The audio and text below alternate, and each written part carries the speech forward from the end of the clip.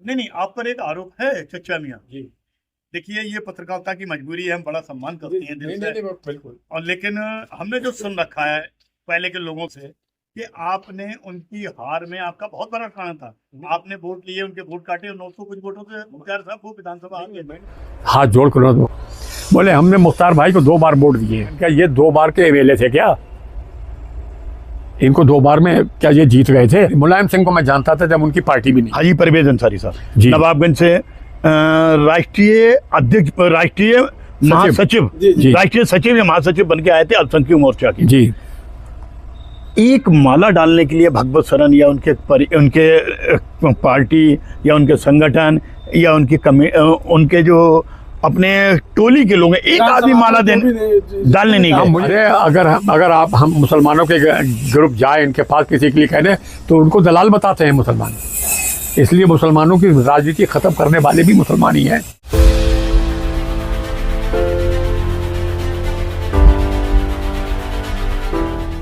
स्वागत है आपका स्टार न्यूज भारत में। मैं हूं आपके साथ परवेज अंसारी और आप देख रहे हैं हमारा खास प्रोग्राम स्टार शख्सियत। दोस्तों, आज स्टार शख्सियत में हमारे साथ एक ऐसी शख्सियत है जो किसी परिचय पे मुहताज नहीं है। जी हाँ, हमारे साथ इस वक्त मौजूद हैं हाजी सफन हुसैन मीर। इससे हम राजनीतिक चर्चों पर बात करें। परवेज साहब, जो आज शख्सियत है जिनके बारे में बताया आपने, हाजी शप्पन मियाँ साहब हमारे ताऊ हैं, बड़ा इज्जत है, बड़ा एहतराम है, बहुत बड़ी शख्सियत है जी। और हम जानते हैं कि आप समाजवादी पार्टी के बहुत ही सीनियर लीडर। जब से समाजवादी पार्टी बनी, जी जी, नेताजी के दौर में नेताजी मुलायम सिंह यादव जी ने पार्टी का गठन किया, उस दौर से आप पार्टी के साथ जुड़े हैं, तो हमेशा नेताजी के साथ नहीं रहे हैं। तो ऐसी शख्सियत हैं। और बाकी आप सवाल जवाब। हाजी जी की वैसे तो उम्र काफी है, 80 से शायद लगभग। जी जी जी, 80 के ऊपर ही है। स्टार शख्सियत में हम सबसे पहला जो सवाल करते हैं उनके जीवन को लेके, तो आपकी थोड़ी सी जिंदगी के बारे में अपना बताइए। जिंदगी का सफर किस तरह? मैंने आपको पहले ही बताया था। मैं एक शेर के साथ में अपनी पूरी बात खत्म कर दूं। कभी अर्श पर, कभी फर्श पर, वाह, कभी तेरे दर, कभी दर बदर, गम जिंदगी तेरा शुक्रिया, मैं कहाँ कहाँ से गुजर गया। मैं कहाँ से गुजर। ये मेरी जिंदगी की कहानी है। ये बात रही, बहुत ही शॉर्ट कर दी, बड़ी शॉर्ट में, मतलब पूरा जीवन एकदम 2 लाइनों में। ये तो साहित्यकार जैसे अपनी पूरी बात कह देते हैं, जी। वो कह दिया। लेकिन तब भी हम जानना चाहते हैं कि चचनिया, आज की हम पीढ़ी है, आपकी उम्र 80 से ऊपरी है। जी जी, और जो आज की पीढ़ी जो है, आज के लोग हैं, वो पहली राजनीति के बारे में जानना भी चाहते हैं। और यही उद्देश्य है हमारे स्टार भारत चैनल का। ये परवेज भाई हमारे रियाजुद्दीन साहब ने ये शुरू किया है स्टार शख्सियत नाम से। तो दर्शकों को ये बताएं कि किस ढंग से आपने राजनीति की शुरुआत की, और पहले तो बल्कि अपने जीवन के बारे में शुरुआत। हम तो साहब अपने घर से नाराज होकर नवाबगंज चले आए। और नवाबगंज हमने किसी को जानते भी नहीं थे। कितनी उम्र रही होगी लगभग? अब 18 साल की, बल्कि कम थी उससे। थोड़े दिनों के बाद मैंने उसमें अप्लाई करा हुआ था बीटीसी की ट्रेनिंग में जाने को। मेरा नाम आ गया, मैं ट्रेनिंग में चला गया। मैं 1 साल के बाद लौट के आया तो मेरे ऊपर नवाबगंज में 120 रुपये का कर्जा था। वहाँ मुझे 240 रुपये मिले उसके वजीफे के, स्टाइपेंड के। 120 रुपये बचा के लाया था वहाँ कर्जा देने के। सुबह मैंने वो कर्जा अदा कर दिया, क्योंकि मैंने वो रोटी नहीं खिलाता। हमारा 30 से चौथे दिन, अब रिजल्ट तो आया नहीं बीटीसी का, लेकिन अपॉइंटमेंट लेटर आ गया 4 दिन बाद। 31 मई को मैं यहाँ आया था और 8 या 9 जून को ऑर्डर आ गया। अब मैं मास्टर का मुझे ज्वाइन करना था 1 जुलाई। तो मैं उसके बाद मुझे जुलाई के आखिर में 2-3 अगस्त को मुझे तनख्वाह मिली 90 रुपये। उस वक्त 90 रुपये बहुत हुआ करते थे। मैंने मास्टरी 2-2.5 साल करी। उसके बाद में मेरी किसी SDI ने रिपोर्ट कर दी और मुझे मास्टरी मैं स्कूल नहीं गया। फिर मैं सस्पेंड भी नहीं हुआ, टर्मिनेट भी नहीं हुआ, लेकिन मैं स्कूल नहीं गया। आज तक मैं सस्पेंड नहीं हूँ। जी, अगर मैं थोड़े दिन और नौकरी कर लेता मुझे पेंशन मिलती होती। मैं स्कूल नहीं गया, वो मेरी नौकरी चली गई। मैं बिजनेस करने लगा और बिजनेस करने से मैं सबसे पहला चुनाव में भूमि विकास बैंक का अध्यक्ष का लड़ा, जो नवाबगंज पूरी तहसील का चुनाव था। उसमें 4-5 हज़ार शायद वोट थे। और मौलाना अब्दुल रऊफ साहब MLC भी थे, और एक और गगवार कैंडिडेट थे, और मैं था। 3 लोग थे। मगर मैं ज़्यादा वोट मुझे मिले और मैं जीत गया। पहला चुनाव जीते। पहला चुनाव जीता, और मुझे अब्दुल रऊफ साहब ने बड़ी बधाई दी। बोले बेटा तुम आगे जाके कुछ बनोगे। थोड़े दिन के बाद फिर विधानसभा का चुनाव आ गया। विधानसभा तो पहले फिर हम चचा मियाँ उस ब्लॉक प्रमुख वो मैं बाद में लड़ा, मैं करूँगी वो विधानसभा के बाद लड़े। जी। अच्छा, तो फिर विधानसभा में मैं चुनाव लड़ना नहीं चाहता था। भूमि विकास बैंक का चुनाव लड़ लिया, मेरे लिए वही बहुत काफ़ी था। नहीं, तो अच्छा, यही बात थी जो आपने मुख्तार साहब का नाम लिया, हाजी मुख्तार अंसारी को लड़िया। उसके बाद आप विधानसभा चुनाव उनके मुकाबले लड़े। मैं इलेक्शन नहीं लड़ना चाहता था। नहीं, आप पर एक आरोप है चचा मियाँ जी। देखिए, ये पत्रकारिता की मजबूरी है, हम बड़ा सम्मान करते हैं दिल से। बिल्कुल। और लेकिन हमने जो सुन रखा है पहले के लोगों से कि आपने उनकी हार में आपका बहुत बड़ा कारण था। आपने वोट लिए, उनके वोट काटे, और 900 कुछ वोटों से मुख्तार साहब वो विधानसभा आ गए। मैंने उनका कोई वोट नहीं था। उस चुनाव के बारे में बताएं, क्या कुछ था? किस तरह का रहा वो? मैं इलेक्शन नहीं लड़ना चाहता। मैं बरेली में एक वकील साहब के सीट पे बैठा था। मुख्तार साहब वहाँ पर्चा भरने जा रहे थे। मुझसे मेरे मुंह से ये निकल गया, मुख्तार भाई हम भी आ रहे हैं।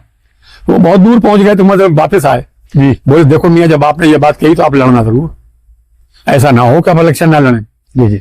मैंने कहा मेरे घर आओगे पर्चा वापस कराने के लिए, मैं वापस भी कर दूंगा।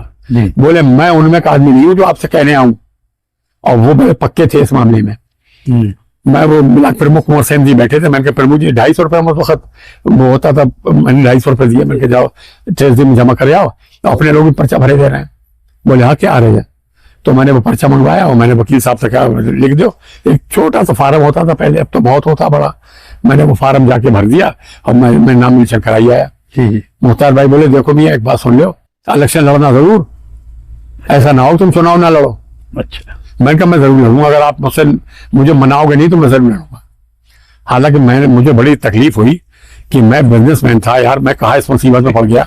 जी। भूमि विकास का इलेक्शन लड़ना तो मेरी मजबूरी थी, और मैंने क्या ये मुख्तार भाई यार ऐसी बात कह गए, तो मैं उनके सुबह को मैंने उनकी खबर भेजा। उनका नहीं, मैं नहीं कहूंगा, और सबसे उन्होंने मना करा कि इनको चुनाव लड़ने से रोके ना। मैं उनके फूफा के पास गया, करेली एक जगह, मुखिया के पास। जी। वो उनके फूफा थे, मैं उनको लाया बुला के। जी। मैंने कहा मुखिया यार जाके मुख्तार भाई को बुला लो और मेरा वापस करा दूं वो पर्चा, मैं चुनाव लड़ना नहीं चाहता हूँ। वो मुखिया रात को उनके यहाँ रुके, सुबह को आए, मेरी गाड़ी ले गए थे। सुबह को आए, मुझसे बोले वो तो बहुत अकड़ गया मुख्तार को। वो कह रहे तुम मुझे हराना क्यों चाहते हो? अगर छप्पन भाई इलेक्शन लड़ेंगे तो मैं MLA बनूंगा, और ये नहीं लड़ेंगे तो मैं इलेक्शन हार जाऊंगा। तो फिर मैं मजीद मुखिया के पास गया, रोशन मुखिया के पास गया। मैं कहा यार चचा मियाँ, मैं उनकी बड़ी इज्जत करता था, रोशन मियाँ मुझे अपना भतीजा कहते थे। मैंने कहा साहब मुख्तार बोले मैं कल ही बुलाता हूँ। उन्होंने मुख्तार भाई को बुलाया, एक मीटिंग करी। उन मुख्तार भाई ने यह कहा कि इनको 250 वोट मिलेंगे, और यही वोट मेरे जीत का काम होंगे, ये 250 वोट मेरे नहीं है। तो नहीं लगता था जो वोट आप काटेंगे जो आपके, हाँ वो चेतराम के होंगे। कहीं ना कहीं उन्होंने कहा इनको पठानों को वोट मिलेगा। हालांकि मुझे पठानों ने वोट नहीं दिया कहीं। मैं अख्तियारपुर, पनवाल, लाई खेड़ा, पेपरा निगाही, चमन नगरिया, ये सब इलेक्शन हारा। मैंने कहा यार ये तो बहुत बड़ी बात कह के मुझे पठान वोट देंगे। मैं पठानों वोट मांगने भी कम गया। मैंने सबसे पहले सुबह को जब उन्होंने मना कर दिया सबसे, तो मेरा सिंबल अलर्ट हो गया। तो मैं सुबह को मेरे पास 2 जीपें थी, एक कार थी, मैं उन्हीं को लेके मैंने कहा चलो भाई सुबह को, मैंने कहा अब इलेक्शन में चलते हैं। तो मैं सबसे पहले रिछोला आया, जो अंसारी महल गांव है। मैंने उनके प्रधान जी से कहा, और वहाँ 2-4 लोग और थे, उनसे कहा। उनका मियाँ कैसी बातें कर रहे हैं, हम आपको वोट देंगे। वो मेरी पूरी गाड़ी में बैठ गए सब लोग। फिर मैं हरदुआ गया, हरदुआ में सब अंसारी रहते हैं। मैंने उनसे कहा भी ऐसी बात है, वो बड़े मिस्त्री और वो सब जितने लोग थे वो सब आ गए। उनके अरे कैसी बात कर रहे हैं भैया, हम आपके साथ हैं, आपने हमारे बड़े काम कराए हैं, हम आपको इलेक्शन लड़ाएंगे। वो भी लोग गाड़ी में बैठ गए। फिर मैं हाफिजगंज आया। हाफिजगंज में मैं इनके फूफा रहते थे, वो मौजूदा प्रधान थे। मैं उनके पास नहीं गया। मैं कहा ये सगे फूफा हैं, ये मुझे वोट नहीं देंगे और मुझे कुछ और उल्टी सीधी कहेंगे। तो मैं स्वरूप शाह जो थे वहाँ पर अलवी थे, मैं उनके पास गया। मैं कहा, उन्हें लाला स्वरूप शाह कहते थे, ठेलेदार थे वहाँ के। मैंने कहा मैं इलेक्शन लड़ूंगा, जिताओगे? बोले हाफिजगंज जीत के आप जाओ। बोले जरा मेवातियों मोट हो रही हूँ। मैं कहा अब तो नहीं जाऊँगा, अब तो शाम हो गई, अब मैं बकैनिया, हरेपुर, सैनिकपुर होता हुआ घर जाऊँगा। तो मैं बकैनिया गया, वहाँ वो दुकान थी वहाँ अंसारियों की, उनसे कोई और बरादरी रहती नहीं है। उन्होंने मुझसे कहा मियाँ ये पोलिंग हम तो नहीं जिता पाएंगे, लेकिन जितने वोट हैं वो आपको मिल जाएंगे। मैं हरिहरपुर गया तो वहाँ नौटंकी हो रही थी, वो मतलब नौटंकी गाँव में होती है ना, जी जी तो बड़ी लाइटें उठे जल रही थी, माइक में वो डांस हो रहा था, मुझे देख अरे बोले मियाँ आगे छोड़ो। उस वक्त मैं हरिहरपुर में मेरा व्यापार भी था, उनसे मियाँ आ गया, बोले सब उन्होंने हटा दिया, बोले वो माइक मुझे दे दिया। मैं 2 मिनट वहाँ मैंने तकरीर करी और इतने रुपए वहाँ लोगों ने मुझे दे दिए कि मैं सोच भी नहीं सकता था। मैंने फिर वहाँ मज़ार शरीफ है, मैंने वो रुपए उठाए, वहाँ प्रधान जी अहमद हसन साहब प्रधान, मैंने उनको प्रधान जी मैंने कहा तुमको मास्टर कहते थे, मैं कहा ये प्रधान जी है मज़ार शरीफ, मैंने उन्होंने देखी, मैं क्या मैं चंदा खींच नहीं गई। और साहब गाँव में इधर होता हुआ सब में जब गया तो इतनी भीड़ थी कि मेरे ख्याल से कोई एमएलए मिनिस्टर के साथ में नहीं होगी। बोले मियाँ एक एक वोट आपका हमारे गाँव। उसके बाद मैं गया, रात हो गई थी बहुत, तो मैं सनेकपुर गया। सनेकपुर में फजर की अजान हो रही थी, नमाज हुई, मैं नमाज की लोग से गेट पे मैं खड़ा था, पूरा गांव इकट्ठा हो गया, वो भी अंसारी बहुल गांव है। उन्होंने कहा मियाँ एक एक बच्चे का वोट हक मिलेगा, हमारे यहाँ मंसूरी भी रहते हैं, अलवी भी रहते हैं, सब खड़े हुए, तो उनके एक एक वोट मिलेगा, हमारा वायदा, आप यहाँ आना मतलब दोबारा। मैं वहाँ से गया, फिर मैं पिरसीपुर नवदिया आया, वहाँ एक घर ऐसा था, वो बड़े लोग थे, उन्होंने मुझे वोट नहीं दिया। बाकी पूरे गांव का, उस गांव में अंसारी का अलाउद्दीन सेठ साहब, हाँ वो जो भी सही, उनके घर वालों ने मुझे वोट नहीं दिया, बाकी पूरे गांव ने मुझे वोट दिया। अब ये मुझे नहीं मालूम और बिरादरी के भी लोग रहते होंगे, सब ने वोट मुझे दे दिया। फिर मैं बीजामऊ आया, वहाँ पे अंसारी रहते हैं, मैं उनके घरों पर गया, उनके भी आप पेपर कर रहे हैं। ये सब पोरिंग में बहुत भारी वोटों से जीता हूँ। यहाँ हरिहरपुर मटकली बड़ा गाँव है अंसारियों का, मुख्तार भाई को 50 वोट से ऊपर नहीं मिले थे और 800 साढ़े 800 वोट मुझे मिला था। अच्छा जी, सनेकपुर में तो कोई वोट ही नहीं मिला, और ना फिर से दिया, बस एक खानदान ने वोट दिया, बाकी सब वोट मुझे मिले। उसके बाद बीजामऊ होता हुआ मैं घर आ गया, सुबह हो गया। मैंने थोड़ा नवाबगंज का भी इसमें जिक्र, कस्बे का क्या नवाबगंज कस्बे के अंसारियों ने, अलवी ने, पठानों ने, किसी ने मुझे, बंजारों ने, किसी ने मुझे वोट नहीं, कस्बे से आपको वोट नहीं, ना मुझे यहाँ से वोट नहीं। और मुझे, मेरे घर में 8 वोट थे। जब पोलिंग खुल रही थी तो बलदेवराज चुनाव लड़ रहे थे, बोले मुझसे छपन यहाँ, मैं उन्हें चाचा कहता था, बोले इस घर से तो इस बार से तुझे वोट मिलेंगे। मैंने कहा उम्मीद तो है मुझे। तो 7 वोट मुझे मिले, मैंने कहा 8 वोट थे चाचा, एक मेरे घर में वोट मुझे नहीं मिले। वोट मेरे नौकर चाकरों के थे, मैं और मेरी बीवी दो ही के वोट थे मेरे घर में, उन्होंने वोट नहीं दिया। कसमे से मुझे ऐसी निराशा हुई, बल्कि एक जगह मैं तकरीर कर रहा था तो लोग खड़े हो गए, उन्होंने मुझसे कहा कि आप मुर्दे दफन कराने नहीं जाते हैं। मैंने कहा जो कोई मेरा अपना मरता मैं थोड़ी जाता हूँ। मैं वहाँ से बड़े निराश, बोले तो हम कोई वोट नहीं देंगे। मैंने अपनी तकलीफ खत्म करके मैं वहाँ से आ गया था, तो मैं इतना थक गया था गाँव, उसमें कस्बे में आते हुए, तो एक पलंग पड़ा हुआ था, खड़ा हुआ था, मैंने उस गिरा लिया, मैं उस पर बैठ गया। तो वो ये ग्रेन के कोई मुंशी जी थे, वो आए, उनके मियाँ तुम हमारे पलंग पे गया है, मैं याद थक गया था। बोले हम तुम वोट नहीं देंगे, हम पलंग पे नहीं बैठने देंगे। उन्होंने पलंग खड़ा कर दिया और मैं चढ़ा रहा था। कस्बे के मुझे किसी आदमी ने नहीं नवाजा, और गाँवों में मुझे जैसे देखिए टहा है, पठानों गाँव है कहलाता, चमन नगरिया पठानों गाँव कहलाता है, और अख्तियारपुर, चमन नगरिया, अख्तियारपुर, पनुआ, पेपरा निगाई, ये सब गाँव पठानों के थे। मुझे कहीं नवाजे नहीं, 2-2, 4-4 वोट भी नहीं। वो मुझे पठान समझ रहे थे और अंसारियों ने मुझे अपना रिश्तेदार समझ के वोट दे दिया। और वो अगर उस साल में उनका इलेक्शन जीतने का चांस था। कितने वोटर थे, उसका क्या रिजल्ट रहा था, थोड़ा सा बताएंगे। वो 850 वोटों से हारे, 800-900 यही थे। हाँ, 850 वोटों से क्षेत्रांगी से। जी, तीसरा नंबर तो मेरा रहा। आपको कितना वोट मिला? मुझे 55-56 वोट मिला। और अटल का चाँदपुर में दूसरे दिन गया तो वहां भी ज्यादातर अंसारी रहते हैं आजकल। वहां सब मेरी नंसाल है चांदपुर में, लोगों ने कहा आप हमारे मान हैं, हमारे गांव का एक बच्चा किसी को वोट नहीं है। और मुख्तार अहमद को इनकी रिश्तेदारी थी किसी घर में, उस घर के वोट 8-10 में लेते अटंगा चांदपुर में। अलवी भी थे, मंसूरी भी थे, अंसारी भी थे, पठानों का ज्यादा गाँव है बड़ा, और सब मेरे ननियाली थे, सब ने एक मुझे वोट दे दिया। फिर मैं जरेली खाता, ससुरियाँ क्या, इन तीनों जरेली खाता, दोनों ससुरियों ने बोले अरे मियाँ कैसी बातें कर रहे हो, हम तुम्हें 101% आपको हमारे गांव वोट मिलेगा।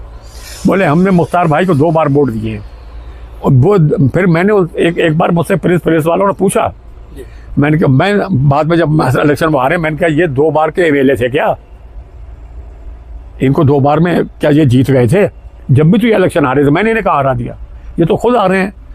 उसमें सबसे ज्यादा वोट इन्हें जो मिला वो शेड्यूल कास्ट का वोट मिला, और मुख्तार साहब को उसमें ऐसी वोट जगजीवन राम खुद आ गए थे यहाँ। अच्छा, जगजीवन आ गए, सुरेश राम आ गए। दलित नेता होते थे ये जगजीवन राम जी? जगजीवन राम प्रधानमंत्री थे हिंदुस्तान के। जी जी, नहीं दलित समाज से थे क्या, या प्रधानमंत्री होने के नाते? जाटव थे।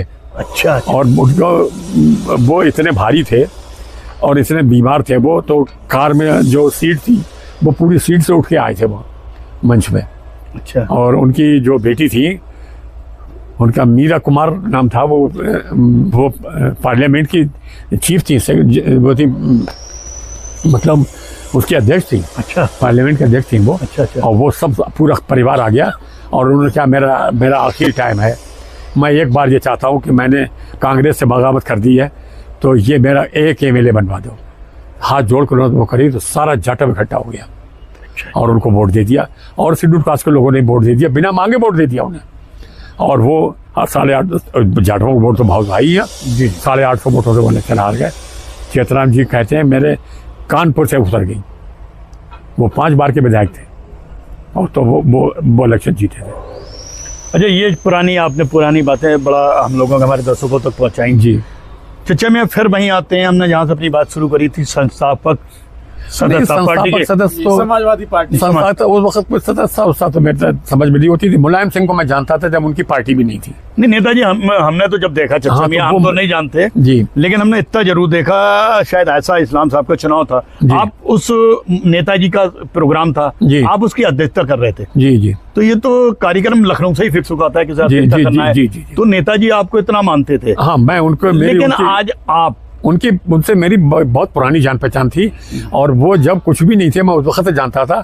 मौलाना रेहान रजा खान साहब जब एमएलसी थे जी, तो एक दिन की बात बताऊं, एक यहाँ पुन्नापुर एक गांव है, तो उसमें एक सिपाही था जी, वहाँ अंसारियों के था वो, तो उससे कुछ गलती हो गई थी तो वो राइफल लेके भागे आया था। तो मैं उसकी सिफारिश के लखनऊ गया था, तो उस वक्त नारायण दत्त तिवारी मुख्यमंत्री थे। मैंने मौलाना से कहा कि इसकी मदद कर दो, तो उन्होंने, वो एक खान साहब थे, कोई पुलिस के मिनिस्टर थे, वो मुझे उनके पास भेज दिया। उन्होंने मुझे तवज्जो नहीं दी। मैंने कहा हज़रत, उन्होंने मुझे कुछ कहना, बोले तो चीफ मिनिस्टर टेलीफोन मिलाओ, उनसे कहो हज़रत बुलाना है आपको। मैंने तिवारी जी से बात करी, मैंने कहा मौलाना रेहान रज़ा खान साहब आपको चाहते हैं, आप उनके घर आ जाएँ। मुझसे बोले छप्पन भाई कोई ऐसी तरकीब है जो मौलाना मेरे ही पे आ जा, मेरे से आ जा, मैं एक अहम मीटिंग में हूँ। तो मैंने गाड़ी भेज दो, मैं ले आऊँगा। उन्होंने गाड़ी भेज दी, मैं उन्हें ले गया और उसका काम भी हो गया। तो मुलायम सिंह उस वक्त एमएलसी हो गए थे, और एक दिन ऐसा हुआ, मौलाना रेहान रज़ा खान साहब का कमरा उनके बराबर में था।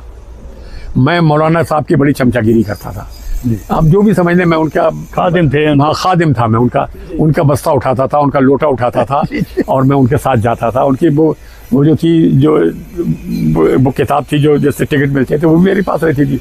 मुझसे कहते शफन कल लखनऊ चलना है, टिकट बनवा लेना, तो मैं उनके साथ जाता था। तो रेलवे पास कहते हैं उन्हें? हाँ, रेलवे कूपन भाई पास जी। तो मैं गया उनके साथ में, जब गया तो उनके कमरे पे मुलायम सिंह के लोगों ने ताला तोड़ के कब्जा करा हुआ था।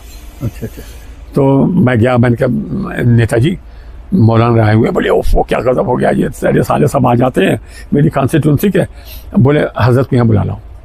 मैंने कहा हजरत चलो बराबर कमरे में ठहरेंगे अपने लोग, मैं किसी कमरे में नहीं जाऊँगा। वो बोले, मैंने कहा चलिए साहब इसको छोड़िए। जब बोले मेरे कमरे का ताला कैसे तोड़ा, मैं सुबह FIR कराऊंगा। अरे मैंने कहा छोड़ो साहब, नेताजी भी अपने लोग हैं। मैं उनको बुला लाया तो मुलायम सिंह जी ने अपना बेड छोड़ दिया जी, उस पर सफ़ेद चादर बिछा के बोले हजरत आप यहाँ ठहरे, इस कमरे में ठहरे। तो मेरी हिम्मत नहीं थी तो मैं मौलाना के साथ सोता, मौलाना को ठहरा दिया, और मैं और मुलायम सिंह जी बराबर, जो उनका दूसरा रूम था होता है, हम लोग उसमें सोए दोनों लोग। और मौलाना ने सुबह उनसे बड़ी माजरत करी, बड़ी खुशाम को कहा कि हजरत ये लोग आ गए, मेरी गलती हो गई, और कमरा उनको धुलवाया सब खाना। तो मौलाना अपने कमरे में गए। बात तो ये आई, मैं जब से मौलाना के साथ में उनका बराबर का कमरा था, और मौलाना मुलायम सिंह जी की एक तारीफ थी ये, वो सुबह को जब लोगों की समस्याएं सुनते, ज़्यादातर औरतें आती थी मुसलमानों की, वो कहते थे तुम लोग यहाँ मत आया करो, ये अच्छे लोगों की जगह नहीं है, और तुम लोग आया करो, मैं 11-12 बजे तक यहाँ मिलता हूँ, मेरे बाद में यहाँ कभी मत आना। और उनकी सबकी समस्याएं सुनते थे वो। और मुस्लिम परस्ती की मैं उनकी बात जब से ही जानता हूँ कि मुसलमानी दाढ़ी वाले और ये सभी ज़्यादा होते थे, कि यादव तो अपना काम अपने आप करा लेते थे। यादों में हम चले गए, आपने बड़ा अच्छे ढंग से समाजवादी का बयान किया, लेकिन चचा मियां फिर वही सवाल है, उस टाइप की समाजवादी मुसलमानों का जो सम्मान नेताजी के दौर में था, आज हम देख रहे हैं हमारे मुसलमानों के नेता, फिर देश के बड़े नेता साहब जेल में रहे जी, उनके बेटे रहे, उनकी बीबी रही, हमारे मुख्तार अंसारी साहब जो थे उनको जेल में मरवा दिया गया जी जी, अतीक अंसारी साहब को रोड पर गोलियों से भून दिया गया जी, उनके भाई अशरफ को गोलियों से ताबड़तोड़ गोलियां चलाकर छलनी कर दिया गया, बुरी बेमौत मारा गया उनको, बहुत दर्दनाक मौत दी गई। कोई समाजवादी का नेता या अखिलेश यादव आज बोलने को तैयार नहीं है। किसी ने कोई प्रदर्शन नहीं करा, कुछ नहीं करा। हमें अफसोस है इस बात का कि आजम खान साहब एक बार नाराज हो गए थे मुलायम सिंह जी से जी, तो वो उनके घर आए और आंसू बहाए उन्होंने, उनको चिपट गए और उठा के उनको साथ मिल गए। इसे कहते हैं प्यार अपने लोग। और उसके बाद में बहुत अफसोस है हमें, लेकिन उसके बावजूद भी मुसलमानों को वोट देता है। अच्छा अच्छा मियाँ, फिर बात वहीं लखनऊ से अब नीचे आ जाए आजम खान साहब से जी, अब हम अपने विधानसभा में आ जाए जी। हमें मालूम है भाजपा में होते थे, भगवत शरण गंगवार 2 बार विधायक थे जी जी, उसके बाद समाजवादी में शामिल हुए, आपके पास आए, उन्हें मालूम था नेताजी की आपकी क्या? नहीं, मैं उन्हें जिस दिन वो शामिल हुए उनके साथ गया था। साथ गए जी, मेरे सामने। आपको मामा कहते थे? मामा तो भी कहते हैं। लेकिन उसके बाद से आपको ये मालूम भगवत जी को कई बार हम लोगों ने वोट दिया, मुसलमानों ने कई बार दिया जी, विधायक बनाया 5 बार विधायक, एक बार को छोड़ के बाकी विधायक मुसलमानों के वोटों से बने। पहली बार वो 27,000 वोटों से जीते जी, और मुसलमानों को वोट पे जीते, मंत्री बने। और जबकि मुसलमानों के घर, मैं एक घर ले गया उन्हें, और लोग ये कहते थे कि ये तो बाबरी मस्जिद की ईंटें लाए हैं, इनको वोट नहीं देंगे। ये फिर भी बड़ा आरोप था। और उसके बावजूद भी मैंने लोगों से बात करी, समझाया। उस वक्त मुख्तार भाई ने उनकी मदद नहीं करी थी जी जी, लेकिन मैंने उनके जी जान से एक घर ले गया मैं, और लोगों ने कहा नहीं कोई बात नहीं। मैंने कहा देखो इनको जिता दो, ये काम का आदमी है, और वो 27,000 वोटों से पहली बार जीते। अच्छा, इतने हम आपको नहीं लगता कहीं आपको अंदाज किया जाता हो? मेरा ब्लॉक प्रमुख की मैंने मदद करी थी, वो मेरे खिलाफ चुनाव भी लड़े थे। लेकिन आज के दौर की हम बात करें, चचा मियाँ आपकी बात करें, आपके छोटे बेटे, मजले बेटे जो है एडवोकेट शारिक खान साहब, वो भी राजनीति बहुत सक्रिय हैं, सपा के मंचों पर अक्सर दिखते हैं जी, लेकिन क्या बात है कि वो सम्मान आपको नहीं मिला? आपकी उम्र हो चुकी, कहते हैं 70 साल के बाद आपके बेटे युवा है, उन्हें मौका देना चाहिए, कहीं कुछ नहीं क्या? नवाबगंज का आदमी वो उनका मददगीर तो है नहीं, तो फिर हम लोगों सिर्फ वोट लेने तक मददगीर है। हाँ, बस यही बात है। हम प्रमुख नहीं बन सकते, उनके साथ में हम डायरेक्टर नहीं बन सकते। एक बात बताऊं आपको, उनके साथ में एक परेशानी है। उनके साथ में बरेली का एक ग्रुप लग गया है, मैं नाम तो नहीं बताऊंगा बेटा, मुझसे नाम पूछना भी मत, मैं बता भी दूंगा ना मत बताना जी। उनके साथ में एक ग्रुप लग गया है, और वो उनके हाथ में उनकी कमान रहती है। नवाबगंज के लोगों को उनकी तरजीह नहीं देते ना, तो कहीं ना कहीं अंदर इसीलिए जब से वो चुनाव हार रहे हैं, जब तक वो कोई एक ग्रुप उनके साथ लग गया है और उनके साथ में कमान, चुनाव भी नहीं जीत पाए ना। इतना मुसलमान का वोट होते हुए भी वो जब से 2 बार चुनाव हार गए। अच्छा चचा मियाँ, एक बात, जैसे कहीं नहीं चुनाव में जाने को, मैं गया, आपको मालूम होगा कि ये तो चलो चुनाव में हम प्रमुख नहीं बन सकते, ये कहीं नहीं। हमारे कुछ लोग अपने जो मुस्लिम युवा होते हैं आज जुगाड़ तुगाड़ करके किसी के माध्यम से बड़ा पद ले आते हैं। हाजी परवेज अंसारी साहब नवाबगंज से राष्ट्रीय अध्यक्ष, राष्ट्रीय महासचिव, राष्ट्रीय सचिव या महासचिव बन के आए थे अल्पसंख्यक मोर्चा के जी। एक माला डालने के लिए भगवत शरण या उनके पार्टी या उनके संगठन या उनके जो अपने टोली के लोग हैं, एक आदमी माला डालने नहीं गए। मुझे इस बात का अफसोस है, और मुझे तो ये पता ही नहीं चला ये किस चीज के अध्यक्ष वो बने। हालांकि मेरा भतीजा है, पद मिला है, लेकिन उसने मुझे कभी फोन ही नहीं करा। मैं तो उसके घर माला भी डालने जाता, उसको शाल भी उड़ाता, उसको घर भी बुलाता। वो तो मेरा बहुत सम्मान करता, बहुत अच्छा बच्चा है वो। अच्छा चचा मियाँ, एक चीज और, चलिए ये तो राजनीतिक बात रही कि परवेज अंसारी साहब का आपको पता नहीं चला, वो भी कह देंगे हमें भी पता नहीं चला कब बन गए, लेकिन अखबारों की सुर्खियां बनते हैं यहाँ के युवा, मुस्लिम युवा जी। कितने लोग एक बार में 10-10, 11-11 मुस्लिम बच्चे MBBS में सेलेक्ट नीट परीक्षा पास करते हैं। हाँ जी जी चचा मियाँ, जी जी। एक बार तो मेरा बेटा भी यूपी खेले आए, मुझे कहने पड़ रहा है ये बात, लेकिन भगवत सर ने कभी एक बच्चे को बुला करके जिससे ना, मतलब जाए एक माला नहीं पहनाई, जी। क्या वजह है? अब मेरी पोती भी अभी BS में उसका दाखिला अभी हुआ है। ये अब मुझे ये कहीं फोटो नहीं देखे, मुझे ये ध्यान नहीं है वो अगर मेरे पीछे आए हो, मुझे बुलाया नहीं गया। हमने नवाबगंज में नहीं देखे। नहीं, अब MP आरिया गए, हाँ गए हमने हाँ देखा। MP आरिया भी आज गए। सिर्फ मुस्लिमों के ही नहीं, अभी किसानों की अगर बात की जाए तो लगातार किसान परेशान है अपने जी। गन्ने का भुगतान पाने जी, जी। आपने वोट तो लिया, लेकिन उसके बावजूद भी आप आवाज नहीं उठा रहे हैं जी जी। किसानों की। अब मुझे ये नहीं ध्यान रहा कि वो मेरे यहाँ गए या नहीं गए थे। गए होंगे रात बरात से कहीं गए होंगे, मेरी नॉलेज में नहीं है, गए तो होंगे, क्या पता। अच्छा चचा में एक चीज और है, अभी जो आपने एकदम शुरुआत की थी एरन साहब की, जी क्या वजह है मुसलमानों में कि जब इनसे कोई वोट मांगने नहीं आता है, जी हम लोग वोट दे देते जी। हैं। अब उसके बाद नेता कौन बनते हैं? अगर मैं नाम ले दूं कि कुछ जो सभासदी लड़े जिन्हें 6 वोट मिले, 5 वोट मिले, पता चला एरन साहब के वो करीबी हो जाते हैं। हाँ बिल्कुल। एरन साहब के भी करीबी मुसलमान नहीं बन जाते हैं, भगवत शरण के भी नहीं बन पाते हैं, और फिर भी समाजवादी वोट पार्टी का फिर भी वोट दे रहे हैं। फिर भी क्या? वोट देते हैं। क्या है? अब क्या करा जाए साहब? अरे अगर आप हम मुसलमानों के ग्रुप जाए इनके पास किसी के लिए कहने तो उनको दलाल बताते हैं मुसलमान। इसलिए मुसलमानों की राजनीति खत्म करने वाले भी मुसलमान ही हैं। हम हमारे मुसलमानों के बीच वोट मांगने किस तरह से आते हैं? जी हैं, आते हैं। मुसलमानों के बीच किस तरह से वोट मांगने के लिए? वो वोट मांगने जाते कहाँ हैं? कहाँ मांग एरन उनको साहब तो नहीं अपने आए? आप ही वोट दे रहे हैं। एरन साहब तो किसी का वोट, अरे मैंने आपको अभी अब से पहले मैंने स्टार्टिंग में बताया, आपने कहा था। जी मैंने कहा कि मेरा बेटा खड़ा हुआ था गेट पे, मैं अंदर बरामदे में बैठा था और उन्होंने अताउर रहमान ने कहा, अताउर रहमान मुझे चाचा कहते हैं, अताउर रहमान ने कहा कि अरे चाचा मियाँ से 1 मिनट मिल लो, वो तो भी उतर के नहीं आए, गाड़ी से चले गए सीधे। अरे वो मेरे बेटे से ही मिल लेते। हालांकि मेरी तो उम्र काफ़ी हो गई, मैं ज़्यादा मेहनत भी नहीं कर सकता, मगर वो तो करता है। वो तो इनके लिए रात भर, एक दिन तो मैंने उसको बहुत डांटा, जो 1:30 बजे रात के आया। मैंने कहा तेरा घर इधर अकेले में है और तू 1:30 बजे रात के आया यहाँ? बोले वो भगवत सिंह के साथ में था मैं। आपका काफी लंबा सफर रहा समाजवादी पार्टी में, और आज भी आप देखते हैं, आप और आपके बेटे समाजवादी के ही गीत गाते हैं। जी बिल्कुल, हमने उनकी कभी मुखालफत नहीं करी। एक बार ऐसा हुआ, इस्लाम साहब को चुनाव था और भगवत सर ने मुझे नज़रअंदाज कर दिया, मुझे अध्यक्ष नहीं बनाया। मुलायम सिंह जी आए, उनके छप्पन भाई नहीं मालूम हुए, उन्होंने उनको बुलाया, इस्लाम साबिर को और उन्हें जादूपुर वालों क्या नाम था, उनको बुलाया। उनका छप्पन भाई, उनकी तबीयत ठीक नहीं, बोले नहीं घर से बुला के लाइए, मैं बाद में तकरीर करूँगा। और मुझे घर से बुलाया और बुला के मुझसे तकरीर कराई और उसके बाद में वो बोले। अब जिला पंचायत के चुनाव में हम देखेंगे वो स्टैंड पिछली बार जो था समाजवादी का, जी जो हमारी पार्टी, देखिए अब लोग कहते हैं तुम भाजपा की बात नहीं करते, हम भाजपा को वोट ही नहीं देते मुसलमान। जी अगर हम बात करें मुस्लिम होने के नाते, तो मुसलमान जब वोट नहीं देते तो हम भाजपा को क्यों गिनती में लगाएं? क्यों? हम जब वोट सपा को दे रहे हैं तो हम सारे सवाल तो सपा से ही रहेंगे हमारे। बिल्कुल बिल्कुल। जिला पंचायत पिछली बार चुनाव हुआ है, एक खतीब अंसारी को टिकट दे दिया, बस, थमा दिया, बस 9 में से 8.5 सीटें 9 में से। जी जी। क्या इस बार अगर ऐसा होता है तो क्या आपका रुख रहेगा? अब मैं क्या बताऊं साहब, अगर वो 2 ब्लॉक प्रमुख भी हैं, नहीं, हमें वो 1 ब्लॉक उनके- प्रमुख ही चाहिए है इस बार। उन्होंने टिकट नहीं दिया तो वो तो अपने शख्सियत पे ही जीता अपने आप।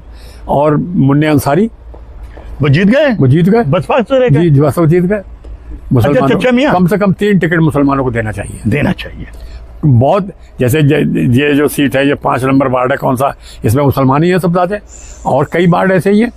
एक वो 8 नंबर वार्ड है, जी जी, जहाँ अपने भाई को लगा दिया इन्होंने। जी। हर पद देने चाहिए ना, जी जी ब्लॉक प्रमुख ही चाहिए, जिला हाँ, पंचायत देना चाहिए उन्हें, नाम तो इस फेवर में यदि है। अगर बात 27 की हम करें, क्योंकि 26 के बाद में 27 का चुनाव विधानसभा का चुनाव होगा, तो क्या लगता है नवाबगंज में समाजवादी का कोई उम्मीदवार होगा या प्रत्याशी? जिसको टिकट मिल जाएगा समाजवादी को मुसलमानों से वोट दे देंगे, जबकि मुसलमान का इतना वोट है कि कुछ थोड़े से वोटों की भले कमी पड़ जाए, नहीं मुसलमान अपने में खुद सक्षम है अपने आप जीतने में। सच्चे में मुसलमान तो वोट देगा, लेकिन समाजवादी क्या प्रत्याशी घोषित करेगी नवाबगंज विधानसभा में? ना मुस्लिम नहीं करेगी। परवेज साहब मैं 1 मिनट रोक रहा हूँ, बड़ा अब क्योंकि बात लंबी होती होगी मैं समझ रहा हूँ, लेकिन दर्शकों तक ये बात भी आपने एक बात कही कि मुसलमान बहुत सारे बहुत वोट है, जी जीत सकता है मुसलमान, अपने आप सक्षम है वो जीतने में। जीतने में थोड़े बहुत कमी रह जाए जी तो ये हम कमी कहाँ से पूरी कर लेंगे? ये कमी मैं मुझसे क्यों कहलवाओगे? अगर मैं क्या बसपा हमारे लिए ऑप्शन नहीं है? अगर बसपा का टिकट मुसलमान को हो, मुसलमान वोट दे दें 101%, बसपा का तो टिकट लेकर मुसलमान वोट देगा कहाँ बसपा को? क्यों? वो तो समाजवादी को देगा। विधायक हम बसपा का नहीं बना सकते? नहीं, वो विधायक तुम्हें वोट कहाँ देगा? वो तो समाजवादी का आदमी है, समाजवादी को देगा। मुसलमानों को ऐसा क्या लगता है जो समाजवादी को ही वो आप देख लें, समाजवादी को तकलीफ है आपको? अब हमें बहुत तकलीफ है। मुसलमान को टिकट एक अताउर रहमान के अलावा और इस्लाम साबिर के अलावा किसको दिया? वो तो दोनों खुद सक्षम है जीतने में। और क्या, उन्होंने दिखाया भी है। बिल्कुल, आईएमसी से लड़े तो जीत गए जी। वो सक्षम है, उनको तो अगर वो टिकट मांगने नहीं जाएंगे घर पे टिकट आ जाएगा। तो चचा मियाँ, बड़ा ही एक आपसे बात करके, क्योंकि एक लंबा जमाना, लंबा युग देखा है, लेकिन बात चूंकि इन पर हो गई, लेकिन कुछ अच्छे नेता भी आपको इस दौर में मिले होंगे। जी, थोड़ा उनकी भी हम आपकी जुबान से बात कर लें। आपके दौर में जो नेता, कुछ नेताओं के नाम गिनाए आपने गांव के, कुछ कस्बे के नेता, या कुछ आपकी जो नॉलेज में? देखिए साहब, हमें वोट भले ही ना मिला हो नवाबगंज में, लेकिन हमारी वक़्त बहुत है। हम तुम्हारे ही बारे में कहें, तुम्हारी बेटी मुझे दादा कहती है। एक जगह मैं एक दावत में, क्या मेरा स्कूटर खड़ा था, वो उसके ऊपर बैठी हुई है, और मैंने उसे पहचाना भी नहीं। तो वो कुछ बच्चे आ रहे, बोले ये मेरे दादा का है। इस तरीके से मेरे रिश्ते हैं कस्बे में। जी। बहुत जगह हैं। हाजी फारूक साहब के यहाँ आप चले जाएं, उनके बच्चे मुझे दादा कहते हैं। वो क्या नाम, वो मेंबर अब्दुल वहाब साहब से तो मेरी पक्की दोस्ती थी। जी। मैं तो वो तो आज भी उनके बच्चे मुझे सब चचा कहते हैं। मैं ईद के सुबह को जाता हूँ, शब्बीर अहमद भाई के यहाँ ईद के सुबह को मैं जाता था। और इनके यहाँ इनके वालिद के ज़माने में मेरा रात को, मैं नवाबगंज में, उनके बाद में फिर नवाबगंज में रात को कभी नहीं गया। उनके यहाँ मेरे रात को मेरी बैठक होती थी, और सब मुझे कोई चचा, किसी का मम्मा, किसी का नाना, किसी का कुछ हूँ मैं। वोट की बात अलग रही कि वो एक दौर ऐसा था, मुझे वोट नहीं दिया। वो आज ऐसा दौर नहीं है। हम थोड़े से नेताओं के बारे में, इसके अलावा जैसे एक दो चेहरे जैसे पांडे जी हैं, इनके बारे में? पांडे जी से मेरी बहुत पुरानी दोस्ती है जी, और ये बहुत अच्छे आदमी हैं। मैं चाहता हूँ पांडे जी को लोग एक बार फिर चेयरमैन बना दें। पांडे जी को? जी। वाकई ये जब उन्होंने वो मार्केट बनाया तो जो जहाँ बैठा था उन्हें वो दुकानें दी थी उन्होंने? बिल्कुल दी थी। ये पांडे जी की नहीं, और उन्होंने शादी हाल बनाया एक, और बहुत कुछ उन्होंने किया नवाबगंज में। और जी, बड़ी लंबी बातचीत हो चुकी, गुफ्तगू हो चुकी, समय भी काफ़ी, दर्शक भी, लेकिन आखिर में बस इतना ही कहेंगे हम परवेज भाई। एक सवाल जी 27 की जो मैंने बात की थी, तो 27 में क्या लगता है, समाजवादी की सरकार बनेगी इस बार? क्या मालूम साहब बनेगी, इसके बारे में कैसे कहें? कहीं ना कहीं मुसलमानों को ही फिर लॉलीपॉप दिया जाएगा। वो तो भाई, मुसलमान आज भी समाजवादी से हटने तैयार कहाँ है, आप बताएं। तो लोगों के लिए क्या संदेश है? अगर हट जाएगा तो समाजवादी कुछ है ही नहीं।